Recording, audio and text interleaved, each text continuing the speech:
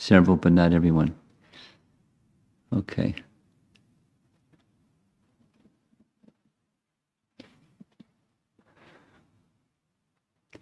Well, I may need to go a little bit further back than I have been doing. The image on the screen is an image of Lord Brahma. Lord Brahma is pictured here seated on a lotus flower, and according to the Vedic teachings, not only Srimad Bhagavatam, but widely, in the process of creation, the Vedic picture of the beginning of creation is, there are several steps, but when universes, plural, many, many universes are generated in a seed-like form from the body of Mahavishnu, as they expand and expand and expand, they come in contact with the 24 elements. So there's the seed, and then there's the covering of the seed, kind of like the living entity from the male and the womb of the mother. The womb of the mother provides, there's Sanskrit terms for this, but the ingredients as well as the chamber in which a living entity grows. So similarly, material nature provides both, and Mahavishnu supplies the seed of the universe, and those elements cling to the outside of that universe, and gradually as the universe expands and expands, you have a whole universe. And then Mahavishnu expands himself within each universe. And the number of those universes is many, many, too many to count, innumerable. And from that Vishnu form that expands within each universe, Brahma is born. One of the names of Brahma, there are different names to identify his characteristics. One of them is Aja,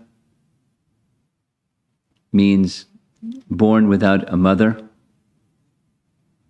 Not too many entities are born without a mother.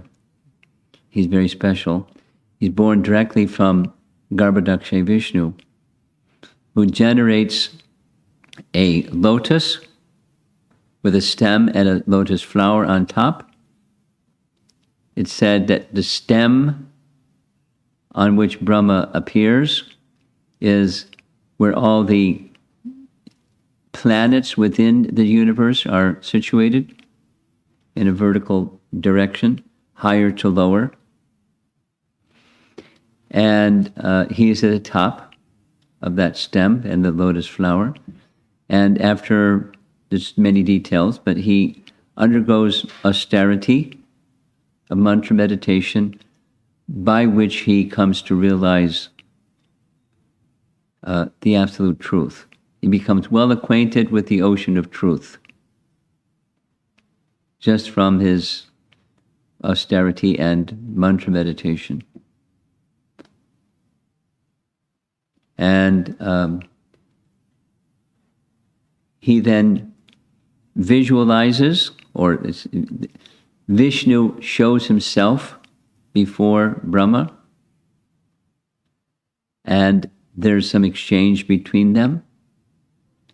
And then he sets about building the universe, because that's what he's created for.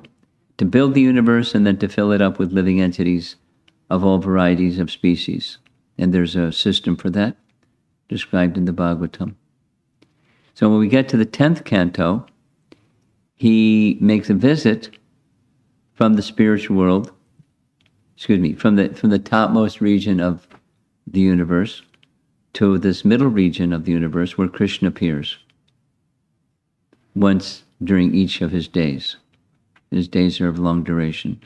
So when he visits Vrindavan, he sees something that's astonishing. He sees a little feature of Krishna who's living in this world as if he's just a village boy, 4 years old, at this time, this pastime occurs, taking care of calves. He hasn't gotten big enough yet to take care of cows, so he's taking care of the calves. And he's with all of his friends. And they're having a blast. They're, doing what little boys like to do. Little boys like to play, right? So Krishna was really good at having really nice activities of playing with all of his friends. And the calves would tag along. And they encountered a giant demon, a really, really giant, many miles long serpent, whose jaws were wide open, wanting to swallow Krishna and kill Krishna. That was his intention. Instead of killing Krishna, there's many things that happened, but Krishna entered his mouth.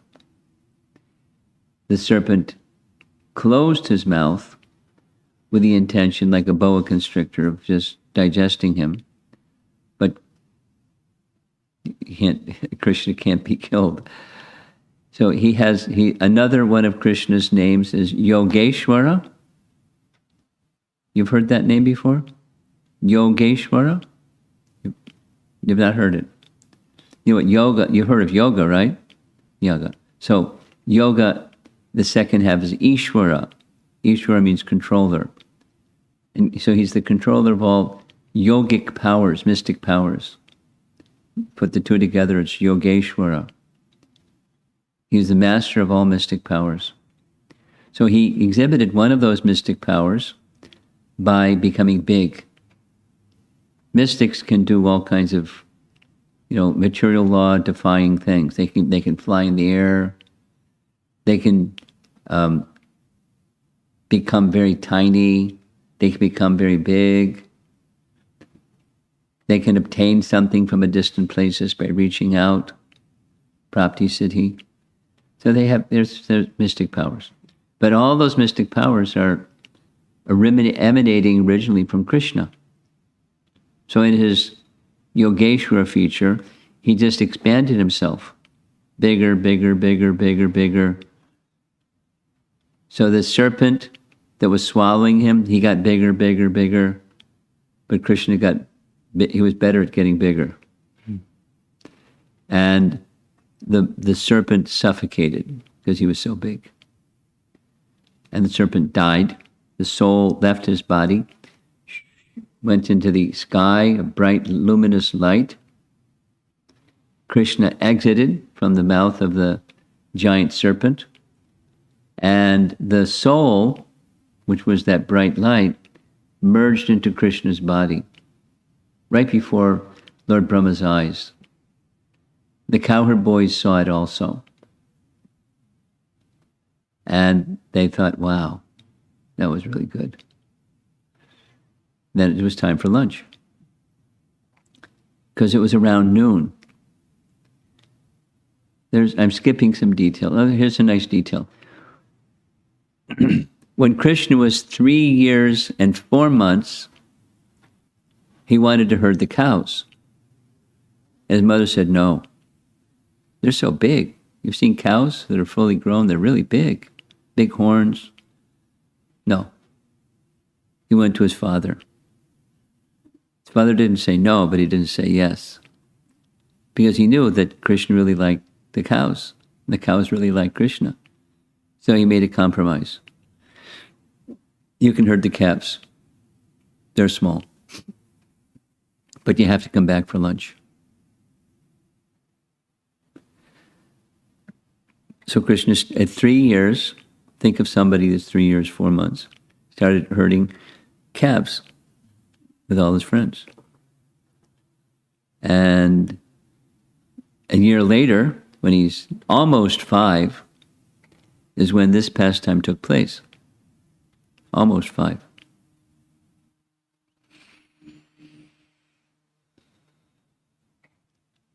They stopped to have lunch because that particular day, Krishna made a plan. Instead of going back for lunch, let's take lunch with us. So they went with their lunch and they sat down for lunch. And they're eating lunch. And Brahma was flying above that scene in his swan carrier,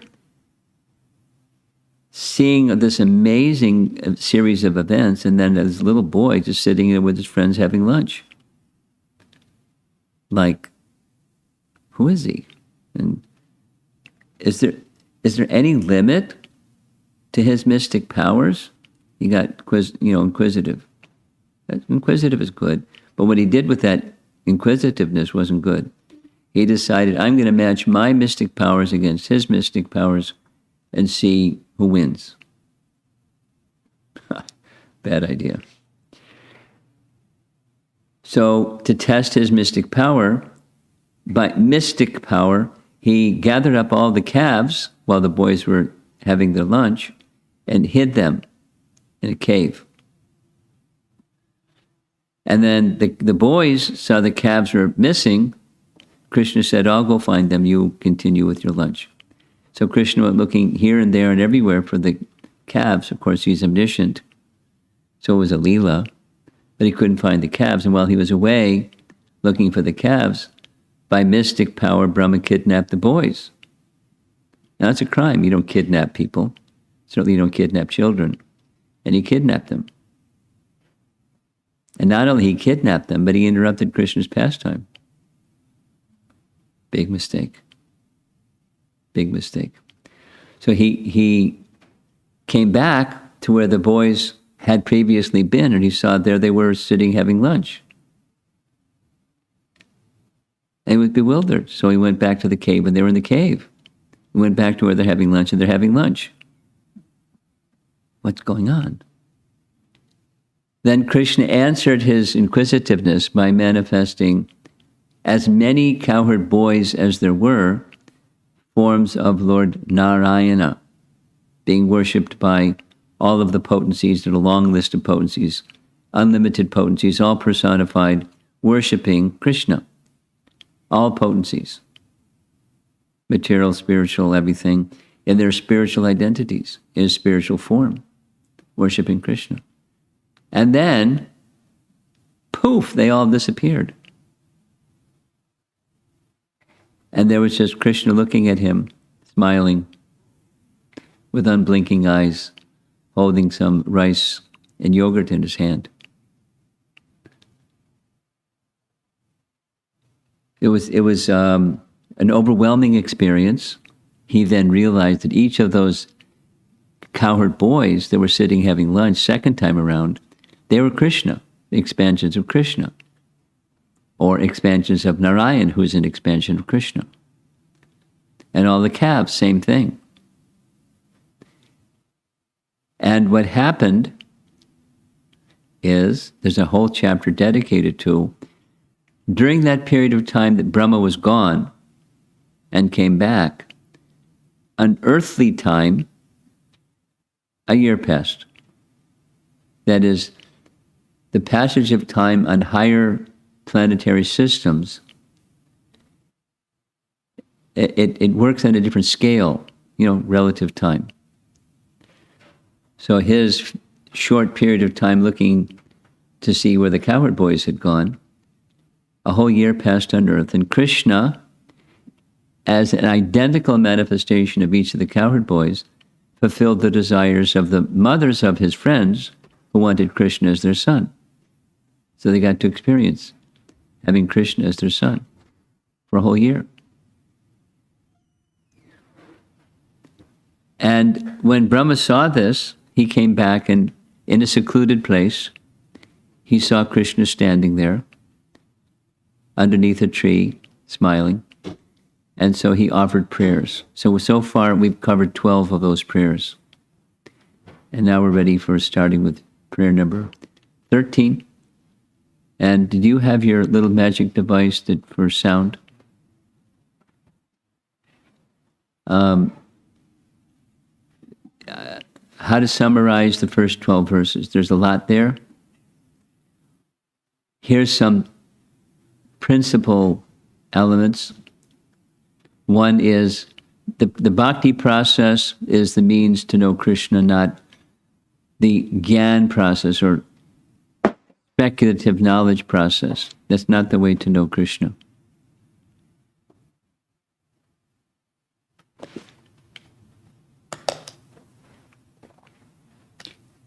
then he describes if you use those other processes, then a limited understanding can come, but not the complete understanding. And the complete understanding comes when Krishna sees the devotion of his devotee, and then he discloses himself to his devotee.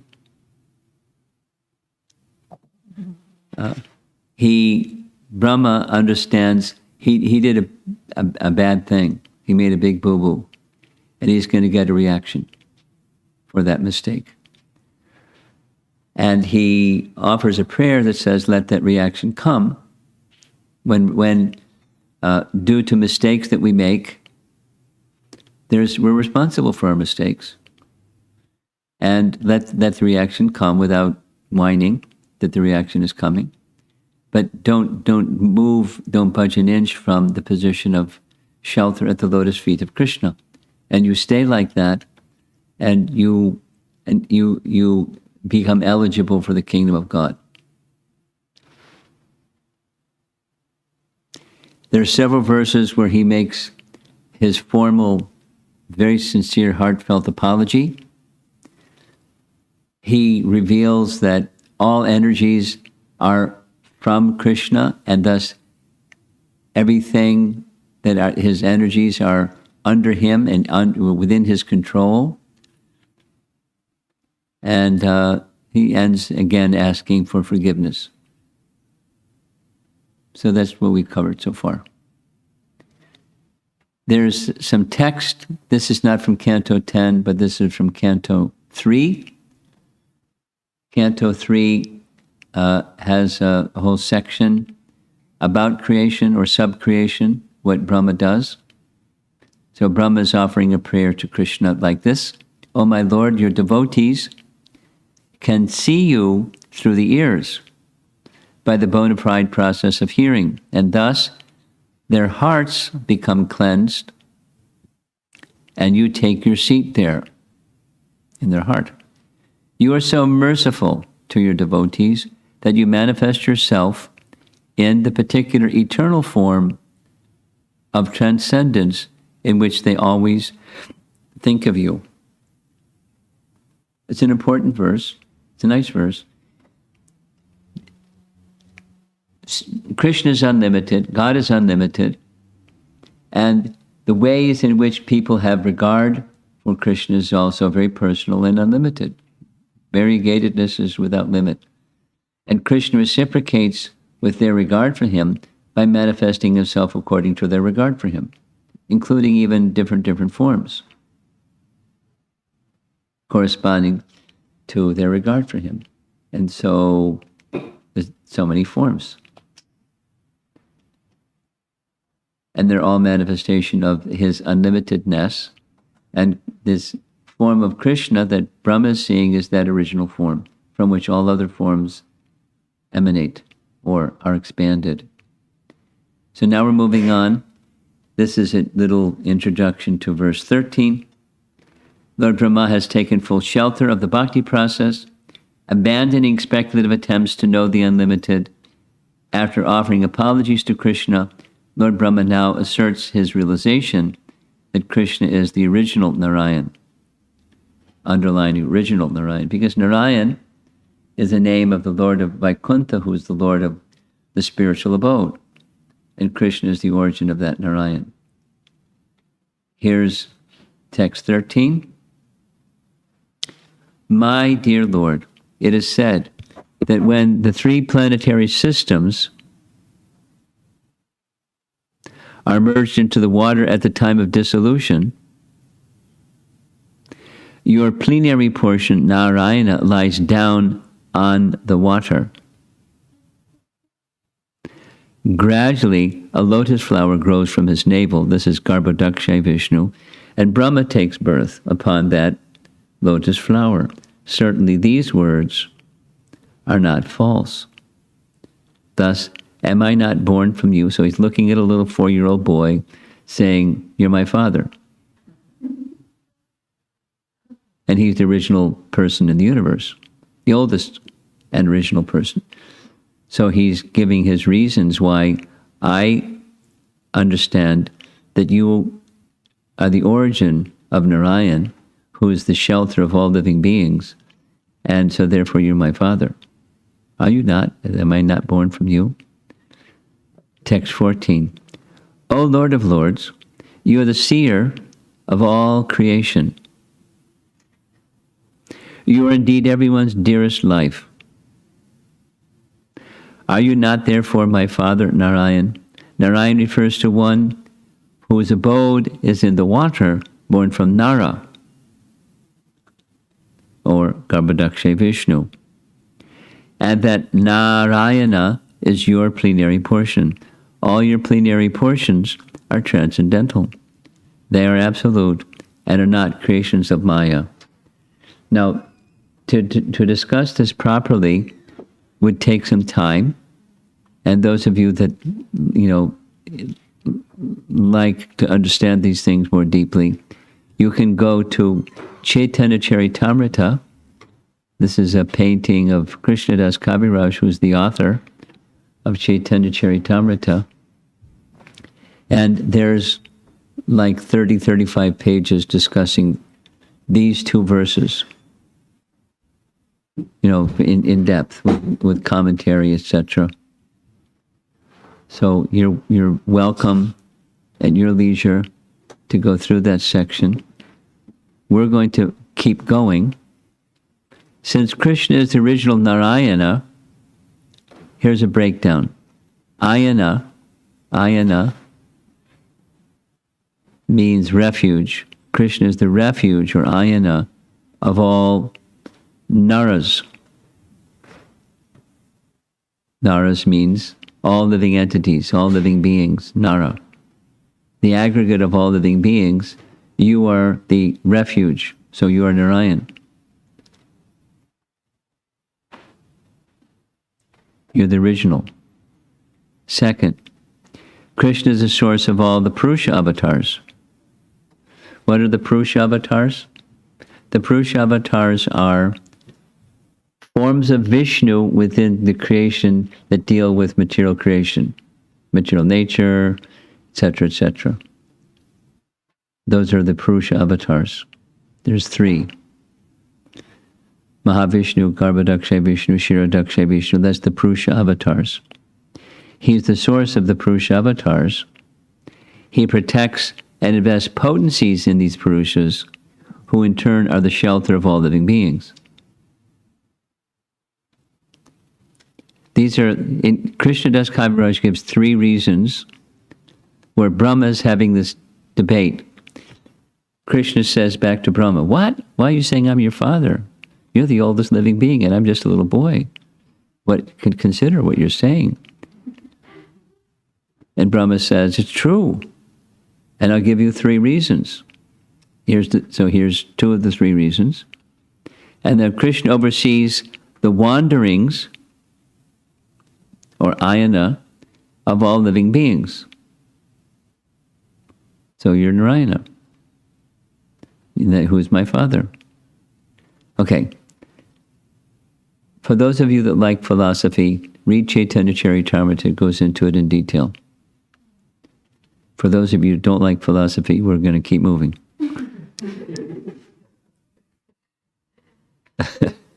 Here's text 15. My dear Lord, if your transcendental body, which shelters the entire universe, is actually lying upon the water, who's that he's referring to? Lying upon the water, the Garbhodak ocean, lying upon the water. So, if your transcendental body, which is the shelter of the entire universe, is actually lying upon the water, then why were you not seen by me when I searched for you? And why, though I could not envision you properly within my heart, did you then suddenly reveal yourself? So let's go over that again. The first slide we saw Brahma sitting on a lotus flower. And the lotus flower sprouts from a stem. And the stem comes from the body of Garbhodaksha Vishnu. So when Brahma was born on top of that lotus flower, that pretty interesting crib, lotus flower. There was nothing in the universe. It was darkness in all directions. No street lights, no sun, no moon, no electricity. Darkness in all directions. Not just like kind of dark, it's total darkness inside the universe. And he could hear some splashing of the waves of the Garbadak Ocean beneath him. So he thought, let me go see where I'm coming from, then I can find out my source of existence. He began to climb down the stem and down the stem and down, down, down, down, down, down, and he couldn't find the end of the stem. And then he realized, I'm not going to find out this way. But that's in his question here. How is it when I searched for you, I couldn't see you? And now, not only I could see you standing in front of me, the original form from which everything comes, but I could not envision you within my heart, and then you suddenly revealed yourself. So what happened was, he went back up on top of that stem.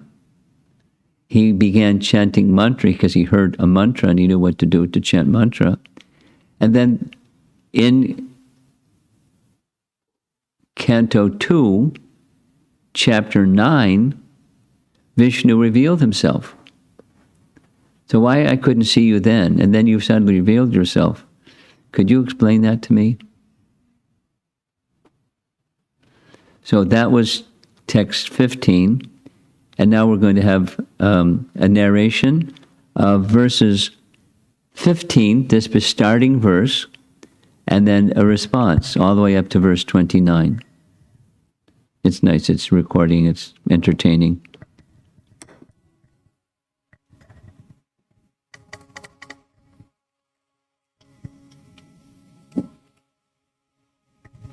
It'll get louder. Lord Brahma attempts to express the ramifications of the opulence that he has seen Krishna display. He prays to Krishna, "O Lord, I previously was unable to either understand or see you due to the coverings of your own Maya, your illusory energy. But you are the controller of that Maya, and that was proved by Mother Yashoda's seeing the universe within your abdomen. Now, at the present, that universe is externally manifest as your inconceivable energy, and it is therefore all that I perceive. Today, by your manifesting all the cows, cowherd boys, and Vishnu forms who are being worshipped by all living entities, you've demonstrated that the entire creation is your inconceivable potency. And now, I'm seeing before me the original form of the unlimited, supreme, absolute truth. To the ignorant, you seem to be of this material world, although it is you who appears as Brahma, the creator, who appears as Vishnu, the maintainer, and as Shiva, the destroyer. To demonstrate that you, the absolute truth, is an unlimited transcendental person, you descend within the universe as avatars, and you take birth among the demigods, sages, humans, animals, and the aquatics. As an avatar, you then, by your spiritual potency, perform your innumerable, inconceivable, mysterious pastimes. Due to you, this entire universe, which, like a dream, is by nature unreal, nevertheless appears real. And thus, it covers one's consciousness and assails one with repeated miseries. This universe appears real because it is manifested by the potency of illusion emanating from you, whose unlimited transcendental forms are full of eternal happiness and knowledge. You are the one Supreme Soul, the primeval Supreme Personality, the Absolute Truth, self-manifesting, endless and beginningless. You are eternal and infallible, perfect and complete, without any rival, and free from all material designations. Your happiness cannot be obstructed, nor have you any connection with material contamination. Indeed, you are the indestructible nectar of immortality. By the grace of his spiritual master, a jnani can mix bhakti with his jnana. He will then be able to see you as the soul of all souls. He will be able to see you as the super soul of his own self. This vision will allow him to cross the ocean of material existence. For one who has thus realized you, the illusory energy at once subsides, for he is free of the false vision of perceiving anything as separate from you. Seeing you with this vision of knowledge and remaining in knowledge of you, devoid of the false perceptions that are the cause of the existence of the material world, his ignorance and illusion cease. Therefore, through knowledge of you and knowledge of himself as your eternal servant, neither liberation nor bondage have meaning for him, just as day and night have no meaning for one present on the sun planet. How foolish are the Nyanis! How foolish are the Mayavadis! They're fools because they consider your form as a manifestation of illusion. How foolish are the conditioned souls! Regardless of how intelligent they think themselves as being, they all perceive themselves as their bodies, and they thus fail to see their self as part of you. They're all fools because they reject you, and in so doing, they search for the Supreme Soul outside of your Supreme Personality. How foolish are all of these so-called learned men.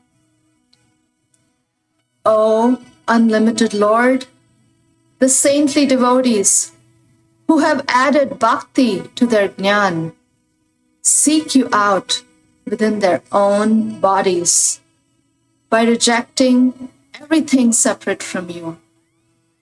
Indeed, how can discriminating persons appreciate the real nature of a rope lying before them until they refute the illusion that it is a snake? My Lord, if one is favored by even a slight trace of the mercy of your lotus feet, he can understand the greatness of your personality. But those who speculate to understand the Supreme Personality of Godhead are unable to know you, even though they continue to study the Vedas for many years.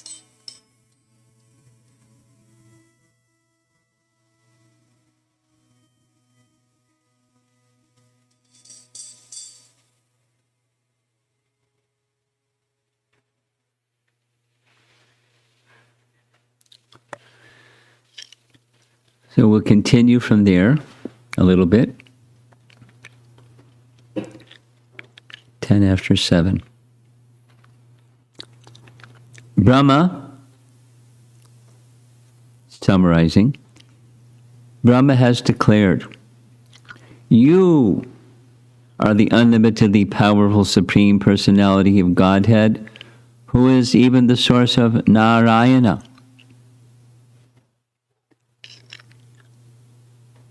Krishna replies, really? How does one know that? Text 29.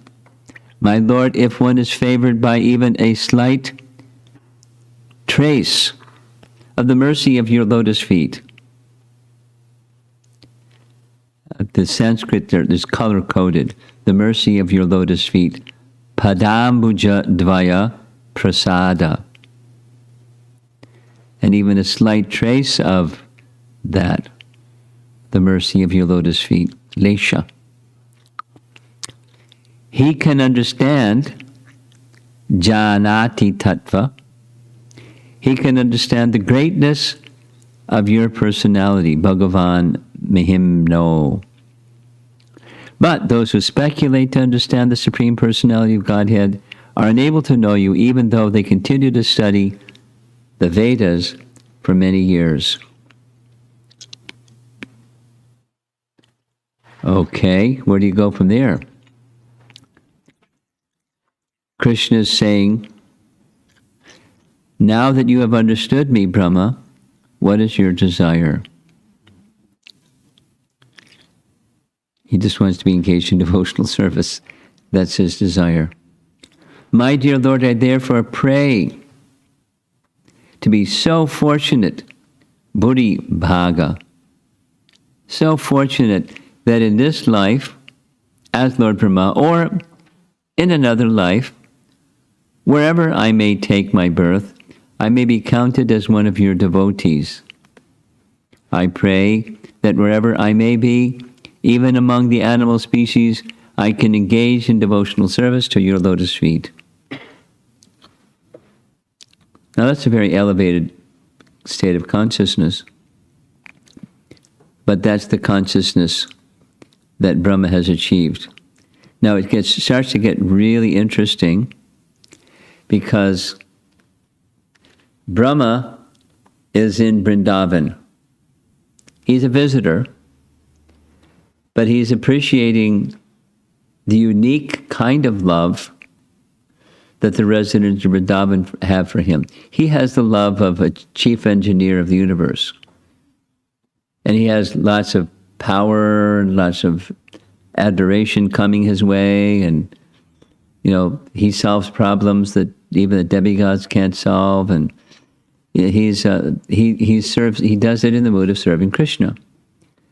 But he has an appreciation of the very, very special kind of love that the residents of Vrindavan have.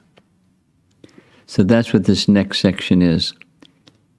There's a painting of Vishwanath Chakravarti, who writes in his commentary, at this point Brahma falls into the ocean of Braja Prem. O Almighty Lord, how greatly fortunate are the cows and ladies of Vrindavan, the nectar of whose breast milk you have happily drunk to your full satisfaction, taking the form of their calves and children. Remember that? For 1 year? Krishna not only manifested the form of each cowherd boy, because the mothers desired to have Krishna as their son. So when they went home at the end of the day, they were breastfeeding their boys who in this case was Krishna. And the calves, Krishna manifested himself in exact likenesses of each calf, because the cows had a desire to give their milk directly to Krishna. So he became their calf for 1 year. And calves grow over a course of a year for sure, as do 4-year-old boys become older. Still, all the Vedic sacrifices performed from time immemorial up to the present day have not given you as much satisfaction. That is to say, service is meant for pleasing the one being served. And if one is serving a master or serving another who's being served, and you can understand this is more pleasing to the master or the one being served, then there's appreciation for one who's able to do service better, sing better, cook better, dance better, speak better, clean better, be better. There's appreciation. So Brahma is appreciating those residents of Vrindavan that please him more than since the beginning of time. All special rituals and sacrifices mentioned in the Vedas and done very nicely. These residents of Vrindavan please you even more than all of that put together. How greatly fortunate. Aho bhagyam, he says it twice. How greatly fortunate are Nanda Maharaj, the cowherd men, and all the other inhabitants of Brajabhumi. There's no limit to their good fortune, because the absolute truth, the source of transcendental bliss, of the eternal Supreme Brahman, has become their friend. Now, this is an important teaching within the Bhagavatam.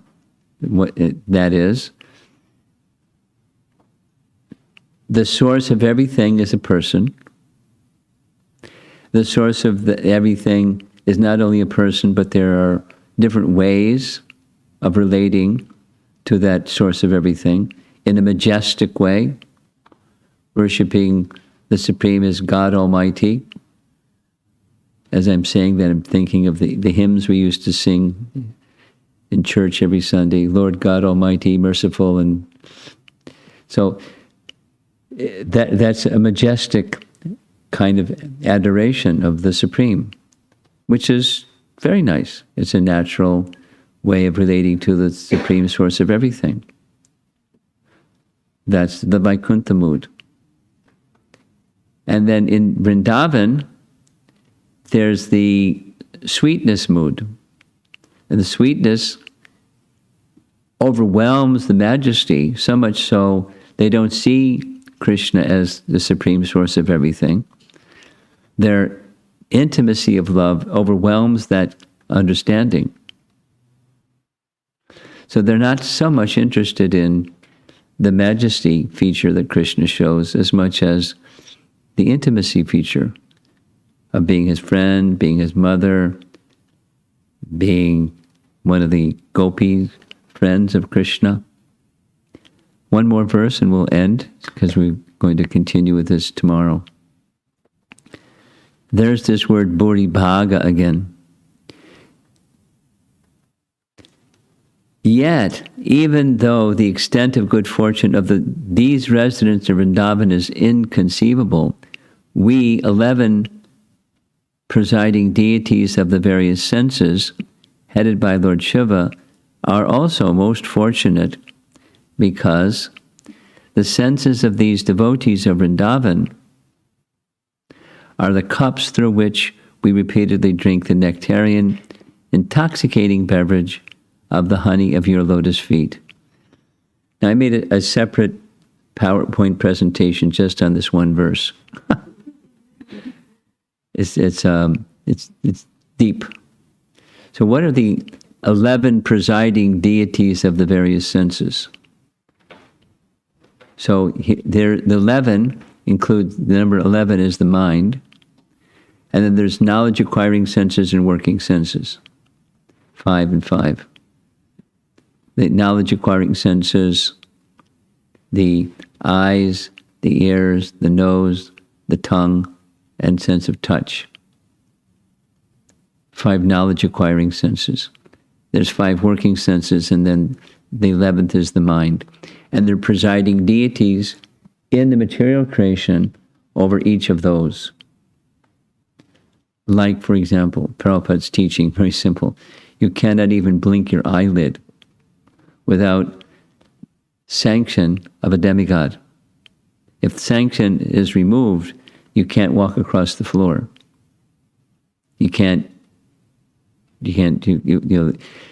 There are entities who are controlling deities of the senses without which they can't work, with which they can work. We are dependent. And those persons who are the presiding deities of the 11 senses are very fortunate, because through the agency of the Vrindavan residents, and there's more detail to this, but the Vrindavan residents, they can directly, they're not dependent upon the demigods because Krishna is directing their activities. And through their senses, they can directly perceive Krishna. Through their senses, they can directly perceive Krishna through the 5 knowledge-acquiring senses. And through their senses, the demigods, presiding deity demigods, can also perceive Krishna, because the residents of Vrindavan are very merciful. Now, it takes a little bit more to go through this. Another evening we'll go through it together. I'll end with one more. My greatest possible good fortune, here's Bhuri Bhagyam again, would be to take any birth, whatever, in this forest of Gokula, and have my head bathed by the dust falling from the lotus feet of any of its residents. Their entire life and soul is the Supreme Personality Godhead Mukunda, the dust of whose lotus feet is still being searched for in the Vedic mantras. So he's moving into the mood of the residents in Vrindavan. Although he's only a visitor, he's appreciating how special they are and the good fortune that they're receiving, and wishes to be a recipient of their mercy. And is this a key to the teachings of Srimad Bhagavatam and the teachings of Lord Chaitanya, which is the teachings of Srimad Bhagavatam, which is to enter into the mood of loving service to Krishna in Vrindavan. One needs the mercy of the residents of Vrindavan.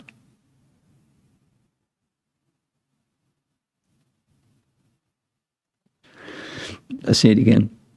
To enter into the mood that the residents of Vrindavan have, one needs the mercy of those residents of Vrindavan. There's a nice story. I'll end with a story. There's a story that Lord Chaitanya discussed one time with the chief priest in Sri Rangam. Sri Rangam is a humongous temple, the biggest temple in India. It covers several blocks. It's really gigantic. And the deity is Ranganath. So Lord Chaitanya stayed at the home of the chief priest of Ranganath for 4 months. While they were together, the chief priest and Lord Chaitanya had discussions on spiritual topics in the evening. And one evening, Lord Chaitanya asked, "You're a worshipper of Lakshmi Narayana." Yes. And Lakshmi is considered to be most chaste, always with the lotus feet of Lord Narayan. Yes. So could you explain to me why Lakshmi wanted to leave the lotus feet of Narayan and enter into Krishna's rasa dance? Doesn't sound like chaste. And he didn't say it. Doesn't. I said that. And the Venkatabhatta replied, there's no problem, because Narayana and Krishna are the same. Then Lord Chaitanya replied, very well, Narayana and Krishna are the same, but why Lakshmi wasn't allowed to enter into the rasa dance if they're the same? And not only that, she's the goddess of fortune, and she underwent austerities for a long time and still wasn't enabled to enter into the rasa dance. And she's the goddess of fortune. Why is she underdoing austerities? And she still cannot enter the rasa dance. Can you explain? And Venkatabhatta said, no, I can't, but I think you can. Can you explain?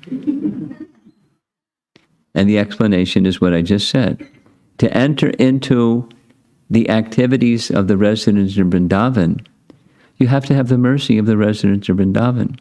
And the mercy of the residents of Vrindavan is manifest. One of the ways it's manifest is to have a kind of love that majesty is not really the impetus, but sweetness is the impetus for that love. And one gets that mood from those who have that mood.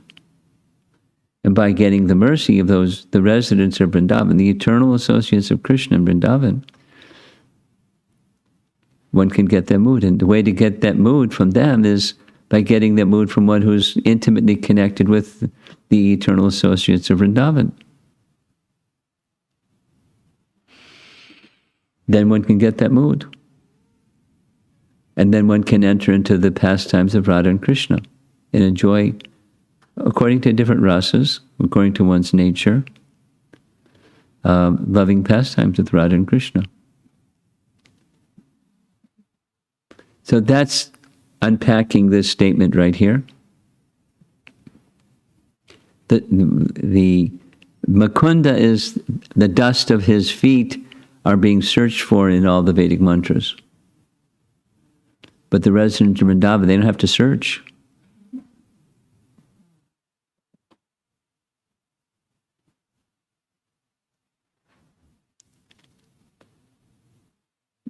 Brahma is the original recipient of all Vedic knowledge, and he's sharing this with the source of all Vedic knowledge.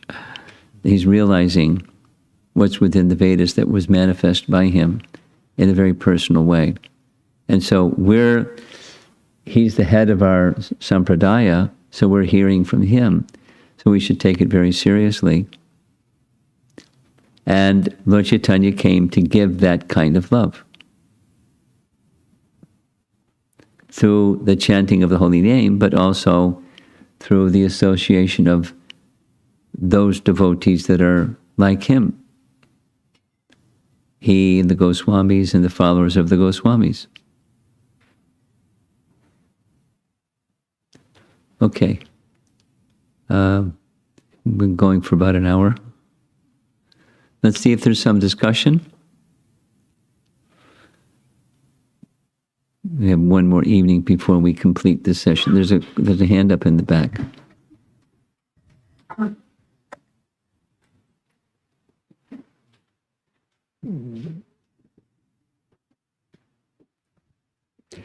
Thank you, Maharaj.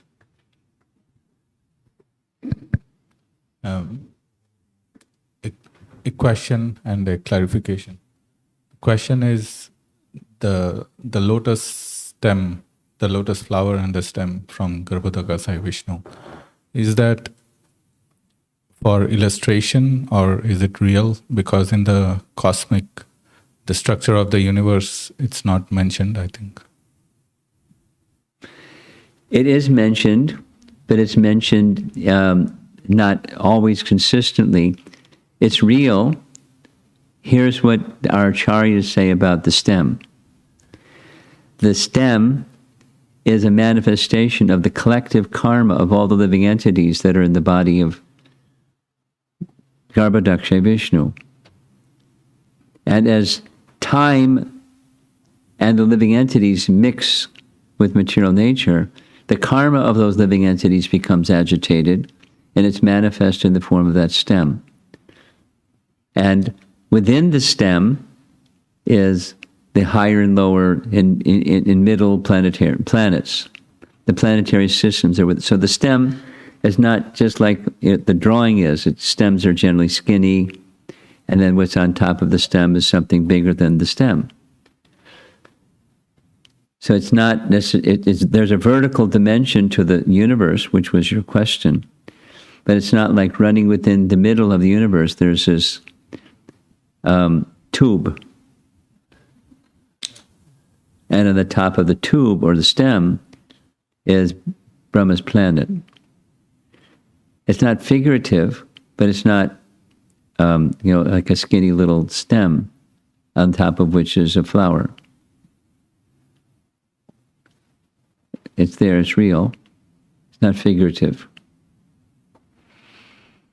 Thank you, Maharaj. And the clarification is the 11 presiding deities of the senses and the working senses, they were able to perceive Krishna, but the residents of Vrindavan, they were able to see Krishna because without the assistance of demigods.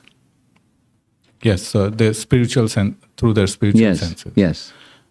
But the demigods in charge were also able to see. That means that they were being perceived through the material senses. It's subtle and delicate, but the understanding that our acharyas explain on this verse is the residents of Vrindavan are naturally merciful. They don't have to, I wish I may, I wish I might, wish upon this star tonight. They don't have to go through that stuff. They're naturally merciful. And they're merciful to the demigods without even thinking about it. So by the mercy of the residents of Vrindavan who are directly with their spiritual senses perceiving Krishna, through their mercy they're able to also perceive. That's the explanation. Or that's one of the explanations. But you like this topic. I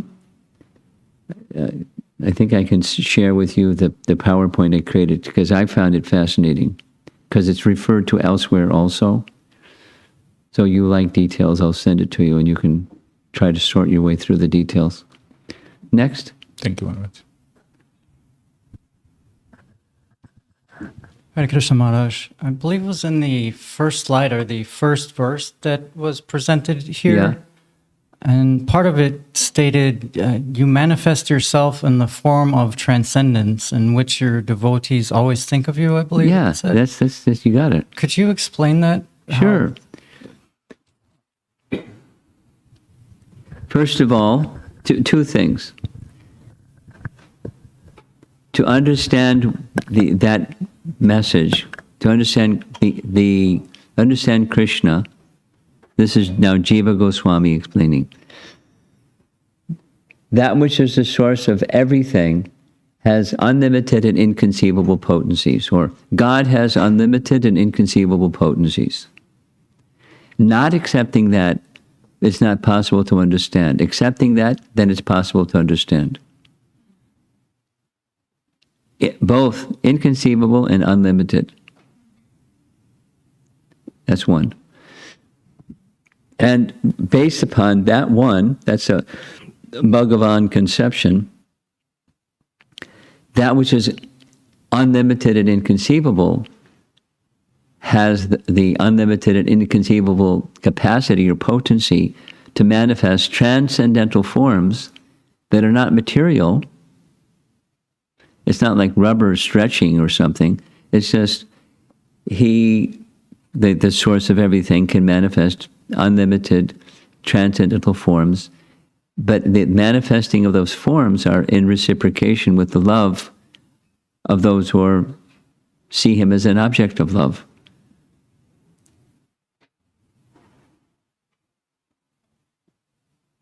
So according to their love, he manifests a form to correspond with their love. And how many varieties of love are there? So how many varieties of forms are there? Now there may be standard pictures. Here's a very nice example. a classic example. From Krishna's walking into the wrestling arena of Kamsa in Mathura. Right? You familiar with that scene? Krishna grew up in Vrindavan. Kamsa wanted to kill Krishna. So he sent a courier to bring him to Mathura. And the plan was he was going to kill him when he came to Mathura. And one of the plans to kill him was to have these humongous wrestlers wrestle Krishna and Balaram. So when he walked into the wrestling arena, Krishna and Balaram, they had over their shoulder the tusk, the broken tusk of a giant elephant that Krishna just killed. And as he was walking with a bloodied end over their shoulder, there were 11 different categories of people that saw him, the same person, in different ways because of their love for him. Some saw like this, like that, or the other. It's a very nice verse. So it's one person perceived differently by different persons. And that's just the one form of Krishna. And then there's so many other forms other than the Krishna form. And so people see him in a transcendental form according to their worship of him. That's the meaning of that verse. And there's a source of all of those forms, and that original source of all those forms is Swayam Bhagavan Krishna. That's the Bhagavatam's teaching. Someone else? Hey!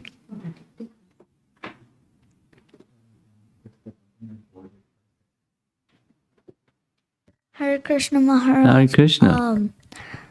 So, the question I wanted to ask was, did Brahma think, before Brahma found out that the boys eating lunch was Krishna after he put them in the cave, did he think that every time the boys blinked, they went back to the cave and they kept blinking and going back and forth?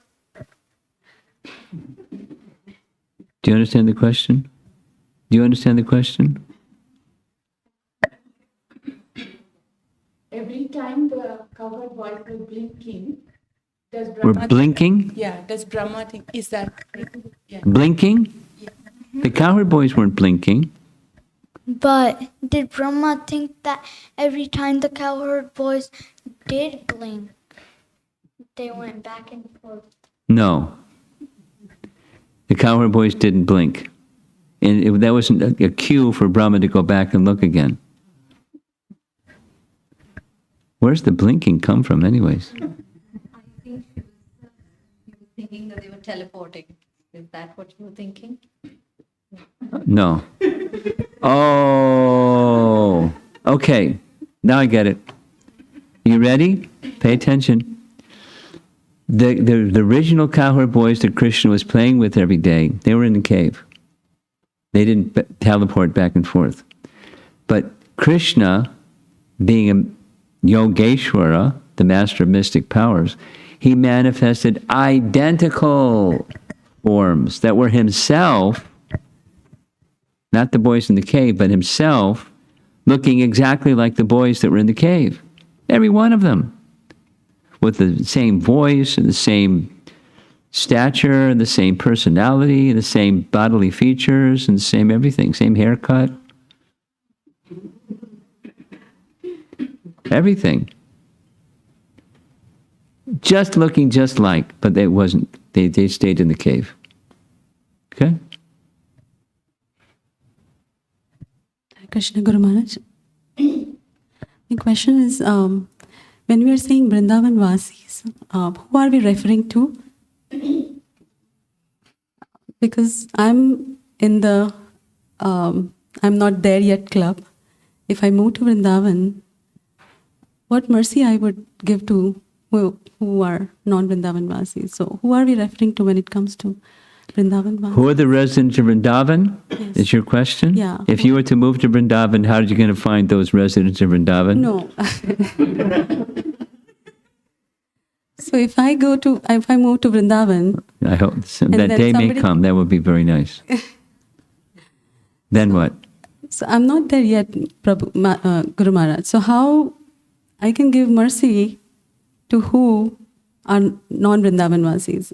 Because you mentioned that to enter into Vrindavan or to enter into the Leela of Radha and Krishna, you need mercy of Yes. Vrindavan Vasis. So Yes. So if you supposing you go with your camera and a tour guide and your taxi and you're going zooming around and looking at the places of Vrindavan, you're not in Vrindavan. And you're not associating with the eternal associates of Krishna in Vrindavan either. That's the covering or the veneer or the oil that's covering the water that's not the water. It's the covering. So to enter into Vrindavan and enter into Krishna's eternal pastimes in Vrindavan, that requires more than a ticket. It requires more than going there. It requires a heart that's been made pure and a willingness to receive that mercy that comes from those merciful eternal associates of Krishna. They're there, but they're not manifest for us to see. We see other stuff, the covering stuff. But even if we go there as a tourist, it's a special place. Because beneath the covering, there's the eternal. And as one goes further in the purification realm of life, then one can feel and perceive and participate in eventually those loving exchanges. And life becomes like that for elevated Vaishnavas. That's, for example, the Goswamis were like that. Okay? thank you very much. We have something over on this side.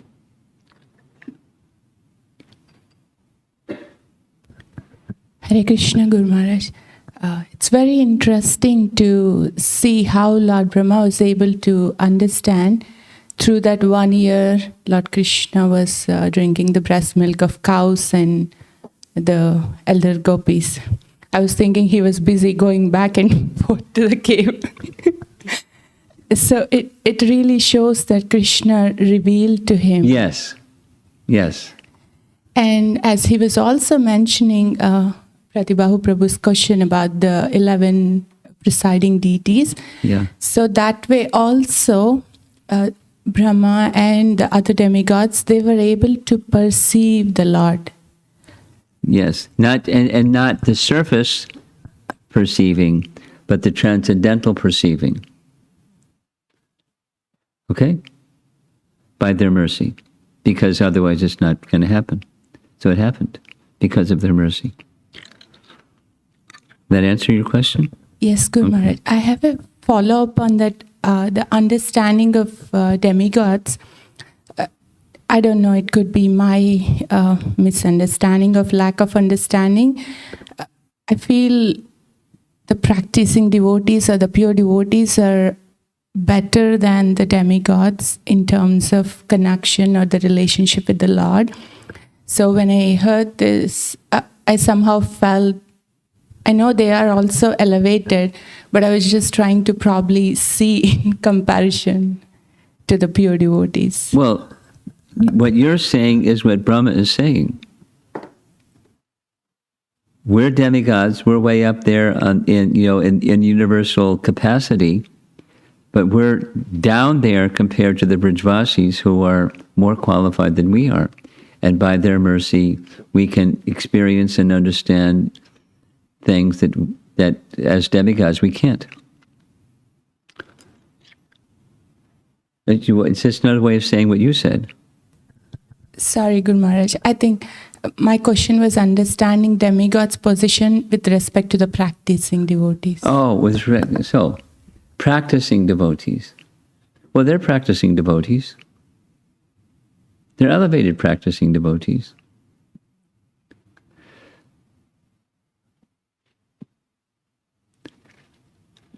then there's pure devotees who are not just practicing, they're not just sadhana, but they're prema bhaktas. And they're more elevated, yes. But practicing devotees, the demigods are practicing. They're very elevated practicing devotees. Okay? Others? We have anything online? No? Something?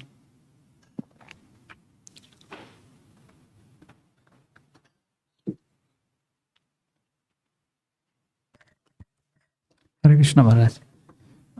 One question. So Lord Brahma is talking of Mayavadis here in that description. Yes, came. he was. So were Mayavadis also there? Oh, yeah. It's not a new invention. I thought I... In simple terms, because it's discussed earlier in his prayers, in the first 12 verses, there are those that have an appreciation for the impersonal feature, and they deny the personal feature. They have a rationale that denies different rationales that deny